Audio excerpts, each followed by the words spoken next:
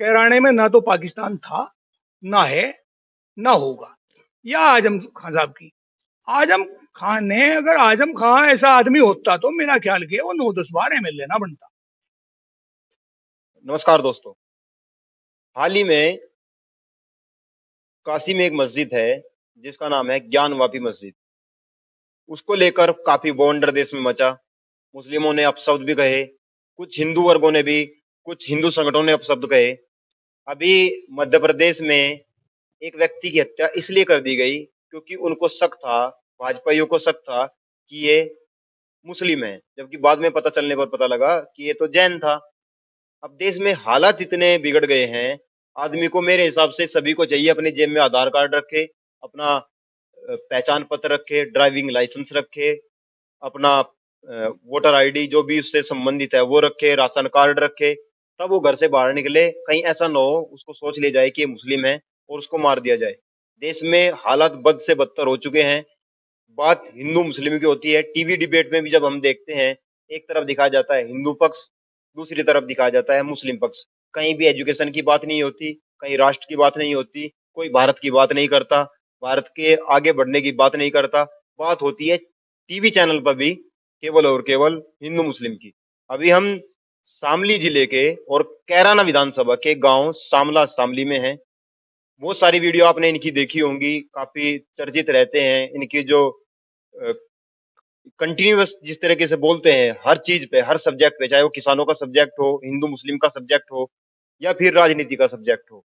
हालांकि इनका ज्यादा जुड़ाव किसानों से रहा है, राजपूत घराने से संबंधित है, लेकिन फिर भी किसानों की बात कहते मिलेंगे, मजदूरों की बात कहते मिलेंगे, देश की बात कहते मिलेंगे, क्योंकि एक सिस्टम बना दिया गया है। राजपूतों को कहीं ना कहीं बीजेपी ने और संघ ने हाईजैक कर लिया है, और जिसको बीजेपी और संघ हाईजैक कर लेता है वो संघ की भाषा बोलता है। संघ कभी भी देश की बात नहीं करता, भारतीय जनता पार्टी कभी देश की बात नहीं करती, मैं अन्य पार्टियों की बात नहीं करता कि वो देश की बात करते हैं नहीं करते हैं, लेकिन ये स्पेशल तौर पे खुद को राष्ट्रवादी दिखा के, हिंदुवादी दिखा के देश को लूटने का काम करते हैं।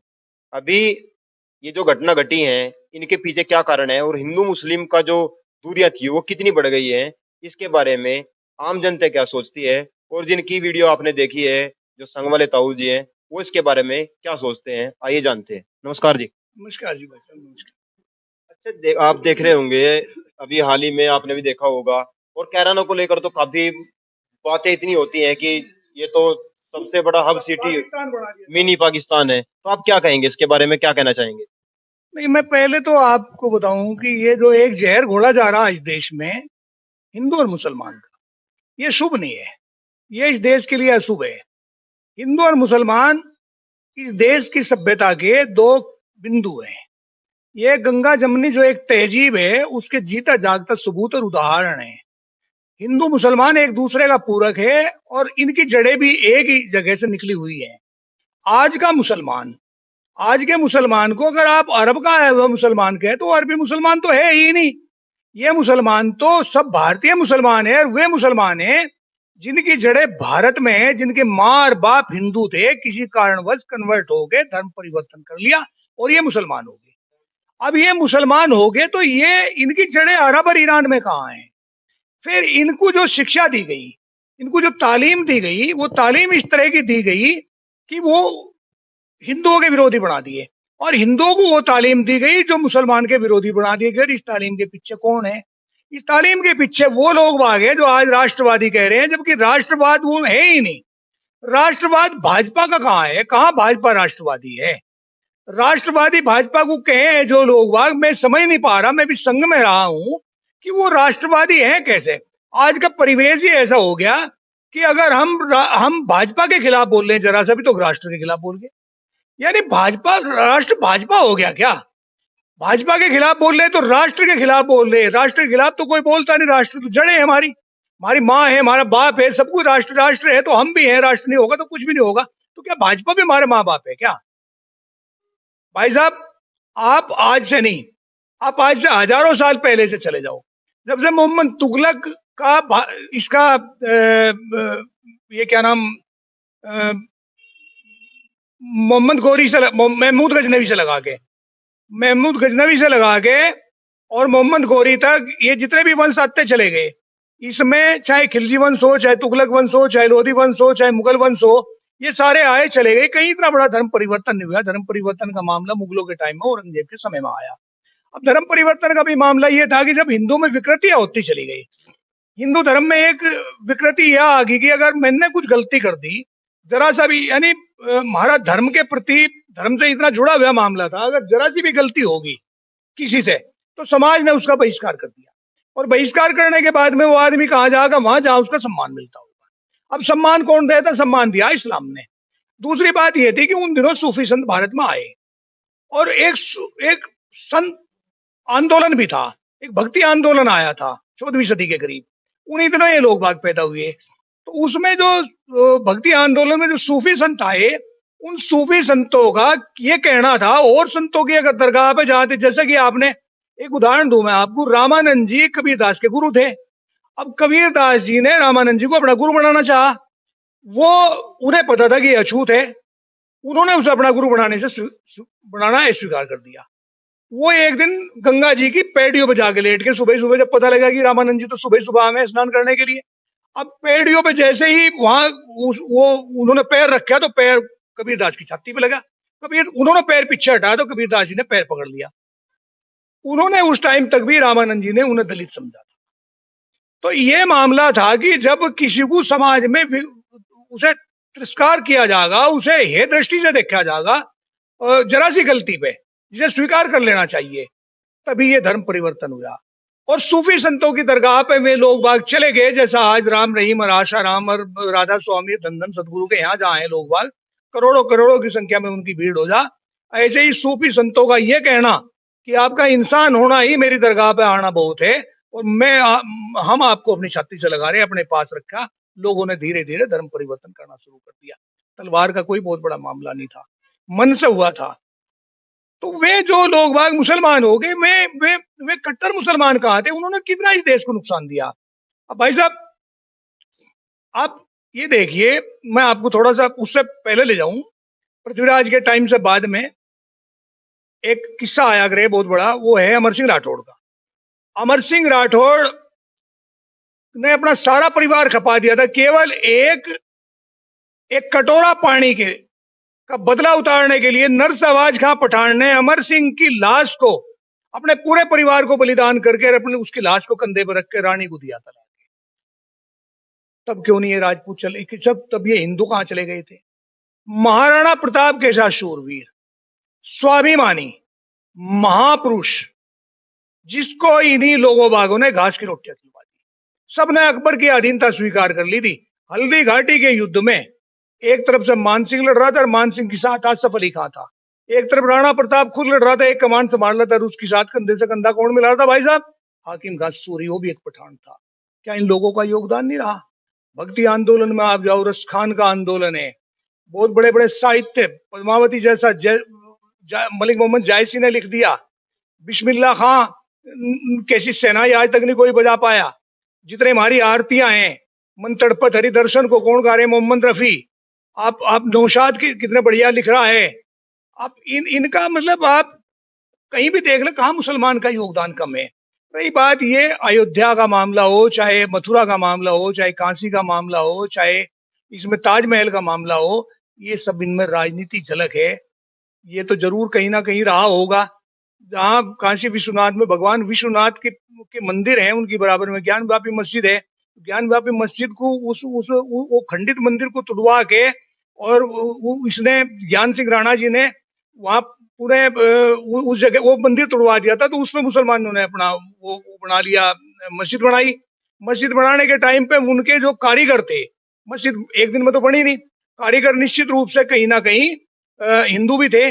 उन हिंदुओं ने अगर उसे बनाया, मुसलमानों ने बनाया, तो उनके उन्होंने अपने देवताओं की, इष्ट देवताओं की पूजा करने के लिए शिवलिंग वगैरह भी रख लिया, वहां रख के उसकी पूजा करने लगे। धीरे धीरे, वो इतना तो पता नहीं था किसी को भविष्य में भाई ऐसी भी सरकारें आवेंगी, ये सब काम करेंगी। तो वहां जिक्र है कि ऐसे ताजमहल का मामला। अब देखिए, ताजमहल को लीजिए। ताजमहल राजा जयसिंह की हवेली थी। राजा जयसिंह की, जयपुर वाले जयसिंह की हवेली को शाहजहां ने मोल लिया था, और मोल लेने के बाद में उस हवेली को तोड़ के वहां ताजमहल, मुमताज की याद में ताजमहल बनवाना चाहा उसने। जब वो ताजमहल को बनवाने लगे, अब ताजमहल को एक दिन में तो बनानी था, कई साल 10-12 साल ताजमहल को बनाने में लगे। अब इतने दिनों में वहां हिंदू और मुसलमान दोनों ही मिलके जो काम किया करते थे कारीगर, निश्चित रूप से उनका इबादत, उनकी पूजा का भी स्थान उसमें था, बनाया था उन्होंने। अब पूजा का स्थान जब उन्होंने बनाया तो धीरे धीरे वहीं से उनकी प्रतिमाएं भी रहेगी। चले आए। अब बादशाह को क्या इतना ध्यान था कि भाई इन सबको उठा के फेंक देना, इतना बुरा हाल था। जिन मुसलमानों पे इतने बड़े आरोप लगावे कि इन्होंने बड़े मंदिर तोड़े, कहाँ तोड़े? मुसलमानों ने तो मस्जिद भी तोड़ी। दक्षिण भारत में जब इस्लाम का भारत में पदार्पण हुआ, उससे पहले अरब के लोग बाग व्यापार करने के लिए जब भारत में आया करते थे, तब उनकी मस्जिदें थी यहाँ। इस्लाम तो बहुत बाद में भारत में आया, उससे पहले तो व्यापार करने के माध्यम से आया करते थे। और इन लोगों बागों ने, राजा हो चाहे बादशाह जो भी, धन के लालची होते हैं, धन के चक्कर में ही मंदिर तोड़े गए, धन के चक्कर में मस्जिद तोड़ी गई। अब ये क्या है, तो राजनीति चल रही। इस राजनीति में ये कहीं किसी को कितना ही घसीट लें। रही बात कैराने की या आजम खान साहब की, आजम खान ने, अगर आजम खान ऐसा आदमी होता तो मेरा ख्याल किया वो 9-10 बार एमएलए ना बनता, एमपी ना बनता, मंत्री ना बनता। जनता ही तो बनाती है भाई। जनमत तो कुछ और कह रहा, सरकारें कुछ और कह रही। आज की सरकारें सरकार है क्या? अनिरुद्ध भाई आप दिमाग से सोचो। जनमत जनमत तो कह रहा है कि हम आजम खां को चुनाव जिता रहे, नाहिद हसन को कैराने से चुनाव जिता रहे भारी वोटों से। और लोकतंत्र सरकार क्या कह रही कि इन्हें जेल में डाल दो। जनमत यह कह रहा कि हम केशव प्रसाद मौर्य को चुनाव हरा रहे, हम पुष्कर धामी को चुनाव हरा रहे। सरकार क्या कह रही कि हम इन्हें मुख्यमंत्री और उप मुख्यमंत्री बना रहे। तो लोकतंत्र क्या है? ये तो मजाक हो गया, बिल्कुल 100% मजाक हो गया। रही बात इस परिवार की, कैराने की, कैराने में ना तो पाकिस्तान था, ना है, ना होगा। कैराने में एक ही परिवार है, एक ही परिवार कन्वर्ट हो गया, मुसलमान हो गया, एक परिवार जुगा तो हिंदू रहेगा। वो उससे कम ना, वो उससे कम। कभी वहां आज तक झगड़ा नहीं हुआ। मेरी अपनी, आप अब तुम्हारी तहसील ऊण होगी, उससे पहले कैराना तहसील थी, हम कैराना आया जाया करते थे। और कैराना आते जाते भाई हमने वहां सारी चीज देखी, ऐसी कोई बात नहीं। वहां हिंदू और मुसलमान में काफी सामंजस्य है, काफी मेल है, एक ही परिवार के लोग बाग हैं। हमें कभी ऐसा महसूस नहीं हुआ कि हम कहीं गलत जगह आ रही। रही बात वो एक पलायन का मुद्दा था, काम है, राजनीतिक स्टंट था। पलायन किसका कहां से नहीं होता। आज मेरे ही परिवार के लोग वहां गए, नौकरी कर रहे हैं दिल्ली में, घरों में ताला लग रहा है, नहीं रहते यहाँ से, अपना चले गए। इसका मतलब ये थोड़ा कि पलायन कर लिया। कोई अपने कारोबार के लिए बाहर चला गया तो पलायन थोड़ा ही कहा जाएगा उसे। मैं भाजपा में रहा करता था, संघ का आदमी था, उस परिवार की बताऊं मैं आपको। बाबूजी से तो खैर बहुत ज्यादा आना जाना नहीं रहा, लेकिन एक बार मनोवर अपनी काफी हवा में थे और हम किसी एक काम के लिए मनोवर के पास गए। हम अपने किसी एक जिम्मेदार आदमी के साथ गए थे। मनोवर ने उन लोगों का जो उनके पास रहा करते थे, जिन जो उसके थे, उनकी बजाय मेरे काम को तवज्जो दी थी, जबकि मेरा काम जायज था। तो उन लोगों पर हम कैसे आरोप लगाते कि भाई वो गलत आदमी थे? कौन सा गलत काम उन्होंने अपने जीवन में करा? क्या काम नहीं किया? इन लोगों का कौन सा गलत काम हुआ?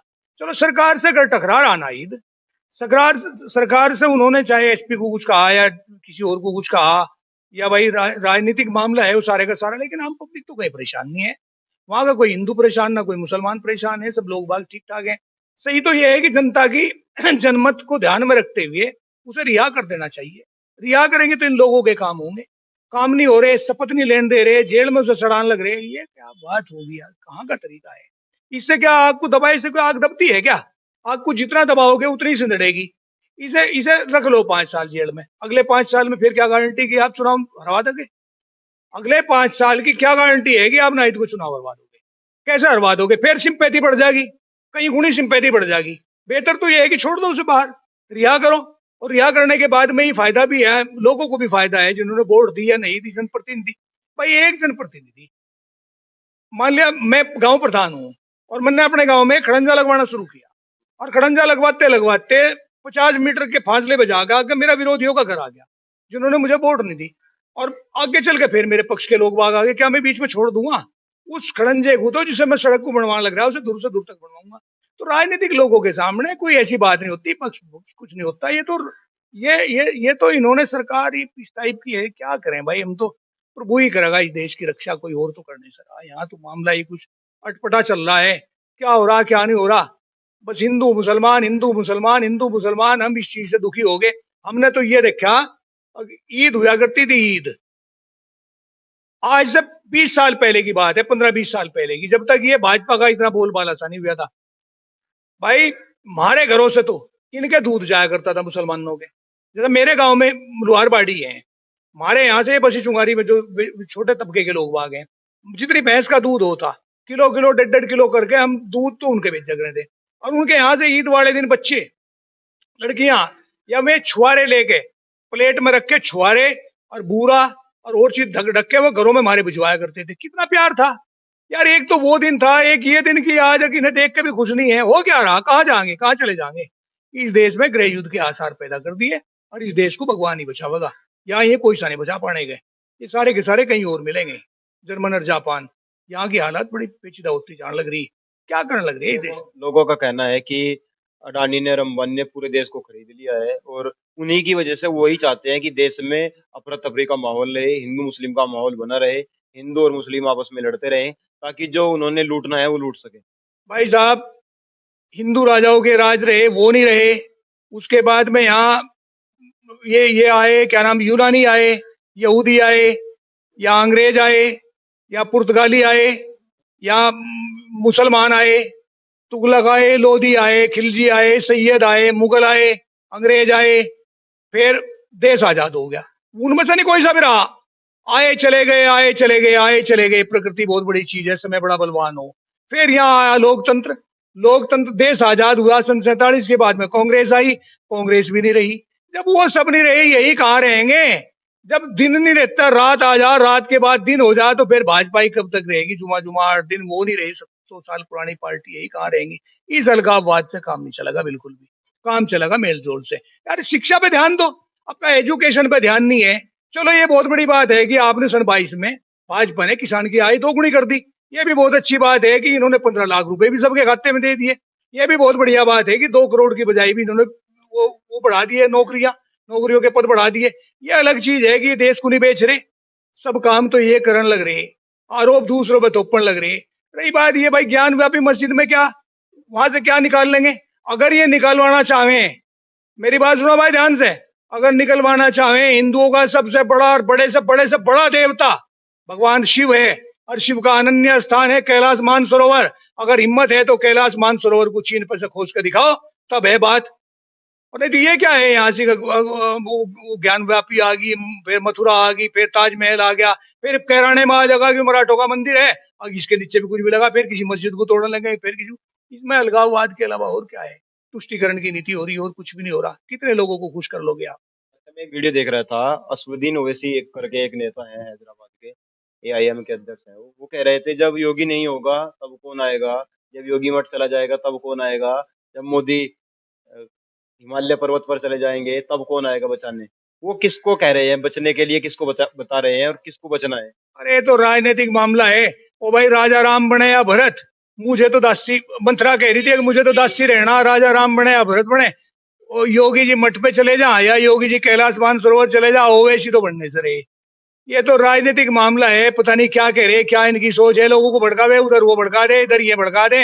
पागल हम हो रहे। अब इन दोनों के भड़कावे में भड़कन लग रहे। हमें अपना शांति से वक्त देखना चाहिए। समय बड़े, देश बड़े नाजुक दौर से होकर गुजर रहा। बड़ी सहनशीलता की जरूरत है, बड़े बड़े समझदारी की जरूरत है। जितने बुद्धिजीवी लोग बाग हैं उन्हें सबको समझाना चाहिए। बड़े धैर्य की जरूरत है। वक्त अपने आप ऐसे ही गुजर जाएगा, ऐसे चला जाएगा।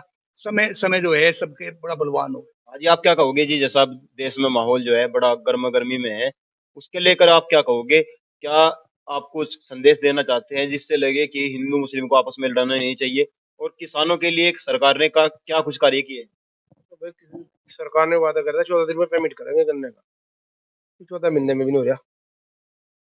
कहाँ हो रहा पेमेंट। वोट कार्ड सब कुछ भगा दिए पीछे, मिल लोगों ने कोई पेमेंट नहीं देता। ये बताओ दिसंबर का पेमेंट नहीं हुआ भाई, वही तो हो रहा बात। फीस नहीं दी जा रही, बीमार पड़े लोग उनकी तो इलाज हो रहा है। पैसा है नहीं जमींदार में, कहाँ देगा, मिल वाला पैसे देता। सरकार तो ये गुजारिश है पैसे दो अभी लो, बस ये कड़ा बात है। जी भाई साहब, आप क्या कहोगे, कैसा लग रहा है आपको। भैया इन्होंने एक मुद्दा उठा रखा है कि हिंदू मुस्लिम हर बात में ये करते हैं, और इन्हें कोई है ही नहीं। एपीजे अब्दुल कलाम है जो हमारे इतने बड़े साइंटिस्ट हुए हैं। ये बताओ, अगर वे मुस्लिम थे, वे देश नहीं चाहते, तो वे देश को अपना इतना बड़ा योगदान कैसे देते। आप हमें ये बताओ कि बेरोजगारी बोल रहे थे, बेरोजगारी हटाएंगे, शिक्षा बढ़ाएंगे। बच्चे परेशान है बहुत ज्यादा, कोई वैकेंसी नहीं है, कुछ नहीं है। हर मामले में यही बात है, और इन्हें कोई नोटिस नहीं मिलता। फिर वो क्या नाम, सारी की सारी बात अब मस्जिद का मामला उठा दिया, कभी अयोध्या का मामला उठा देंगे। बस यही हमें आपस में हिंदू मुस्लिम भाई को आपस में भिड़ाते रहते हैं। बस इनका एक मेन मुद्दा यही हो गया, ना कोई शिक्षा पे, ना कोई वैकेंसी पे। पहले बोल रहे थे कि किसानों का बिल माफ होगा, बताओ कौन सा बिल माफ हुआ? किसान एक छोटा सा आदमी है और एक देश की बहुत बड़ी इकाई है।